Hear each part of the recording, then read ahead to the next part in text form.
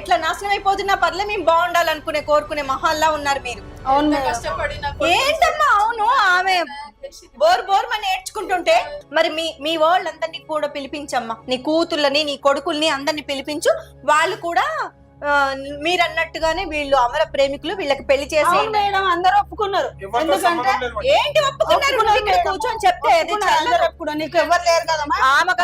అమ్మా నువ్వు ఈ మాట ఇట్లాగే కూర్చొని ఇంకొక ఇద్దరు ముగ్గురు ఆడవాళ్ళని పెద్దవాళ్ళని ఎవరన్నా తీసుకొచ్చి ఇదే మాట వాళ్ళ ముందు చెప్పించి ఒప్పించు. అందరు ఒప్పుకున్నారా? మేడం చెప్తా, నీ ఇష్టానికి మాట్లాడేస్తున్నావు. చెప్తా మేడం. అనేవాళ్ళు చెప్తానంటే ఇప్పుడు నాకు తోడు నీడ ఎవరు లేరు.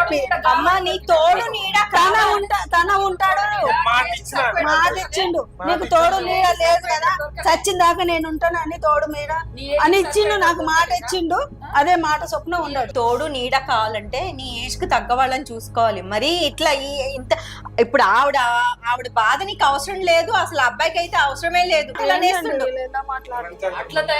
ఏంటి మాట్లాడుకునేది? మీరిద్దరు మాట్లాడుకుంటున్నారు, ఇక్కడ నేను మాట్లాడుతుంటే పిచ్చిదానిలో కనిపిస్తున్నా నీకేమన్నా? చెప్తున్నాను కదా మేడం. ఏం చెప్తున్నావు? నాకు ఎప్పటికీ నా దగ్గర ఉంటాను. ఎలా ఉంటాడు అడగండి మేడం. ఎలా ఉంటాడు, ఎందుకు ఇష్టపడ్డాడు అడగండి. మీ అమ్మ ఇష్టాలు నీకు అవసరం లేదా? ఇంకా ఇష్టాలు అవసరం లేనప్పుడు వాళ్ళ ఇష్టాలు నాకెందుకు చెప్పండి? నా ఇష్టం కొడుకున్నప్పుడు నా ఇష్టాలను కూడా వాళ్ళు ఏంటమ్మా నువ్వేం చేద్దాం అనుకుంటున్నావు? మీ బంధువుల్ని పిలిచి మరి మాట్లాడి పెద్దల్లో పెట్టి నాకు నా కొడుకు నాకు అయ్యేటట్టు చేయండి మేడం. మాకు ఇంకా ఎవరు లేరు, నాకు పిల్లగాడు ఒక్కడే ఉన్నాడు. వాని జీవితం ఆగం అయిపోయింది. ఇప్పుడు ఏందండి అందరిని పిలిచి నా జీవితం నాశనం చేస్తావా?